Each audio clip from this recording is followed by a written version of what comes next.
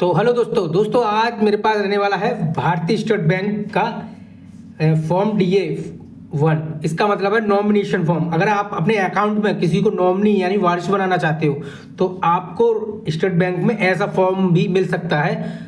तो आप किस प्रकार इसको भर सकते हैं वो आपको मैं पूरा फुल बताऊंगा।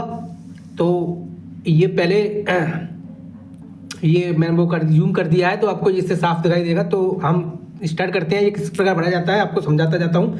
वैसे ये पूरा भर चुका है पर इसको मैं आपको समझाता हूँ। तो ये लिखा है फॉर्म DA। इसका नॉमिनेशन फॉर्म का मतलब होता है फॉर्म DA नॉमिनेशन का फॉर्म होता है। स्टेट बैंक में जहाँ तक मिलता है, अगर ऐसा मिलता है आप इस प्रकार भर सकते हैं। तो जैसे कि ये लिखा है मैं यार हम, तो यहाँ पर अकाउंट होल्डर का नाम आएगा, जो जिसका अकाउंट है उसका नाम आएगा और यहाँ पर आप पता भी लिख सकते हैं। तो यहाँ पता लिखेंगे जैसे कि जहांगीरपुरी पता है हमारा दिल्ली, तो यहाँ पर लिख दिया। इतना लिखने के बाद क्या करना है आपको आगे बढ़ाना है।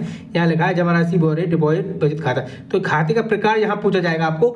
तो जैसे कि अब आपका करंट अकाउंट है तो यहाँ पर आपको करंट अकाउंट लिख देना है, और अगर चालू खाता, और अगर आपका सेविंग अकाउंट है तो यहाँ पर बचत खाता लिख देना है। इसको बचत खाता को इंग्लिश में सेविंग अकाउंट कहते हैं। अगर आपका सेविंग अकाउंट है इसको सेविंग अकाउंट कहते हैं, बचत खाता इंग्लिश में। फिर आपको क्या करना है, यहाँ लिख देना है। इनके बाद खाता संख्या, यहाँ लिखा है खाता संख्या, तो आपने अपने अकाउंट होल्डर अपने यहाँ पर खाता संख्या लिख देगा।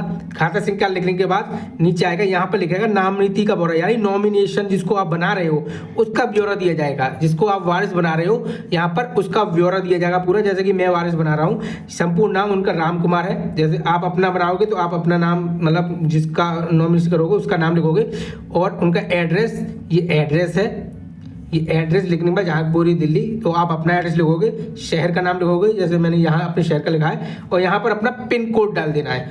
जो भी शहर का पिन कोड है वो पिन कोड डाल देना है। पिन कोड डालने के बाद आपको क्या करना है, आपको यहाँ जाना है। यहाँ लिखा है आयु, तो यहाँ पर आप आयु लिख देंगे, कितनी आयु है। आयु लिखने के बाद यहाँ पर आयु लिखने के बाद जैसे 30 वर्ष लिखा है आप अपनी लिखेंगे, और यहाँ पर डेट ऑफ नॉमिनी, तो यहाँ पर आप उस डेट ऑफ बर्थ लिख देंगे। आप जिसको नॉमिनी बना रहे हैं उसकी डेट ऑफ बर्थ लिख देंगे। उसके बाद आपको क्या करना है, यहाँ आ जाना है। यहाँ पर चूँकि नॉमिनी स्थिति के आवश्यक है तो ये कॉलम आप छोड़ देना। अगर माइनर है तो ये कॉलम छोड़ देना है। तो यहाँ पर लिख देंगे दिनांक डेट लिख देंगे। जैसे ये उल्टा लिख दिया मैंने तो आप सही कर लेंगे। स्थान के टाइम पर यहाँ दिल्ली, और दिनांक लिख देंगे।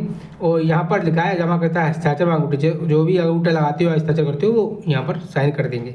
और आपका ये पूरा फॉर्म पूरा फिल हो चुका है। आप इसी प्रकार से इसमें अपनी जीरोक्स UID की यानी आधार कार्ड की जीरोक्स लाकर आप बैंक में सबमिट कर सकते हैं। धन्यवाद।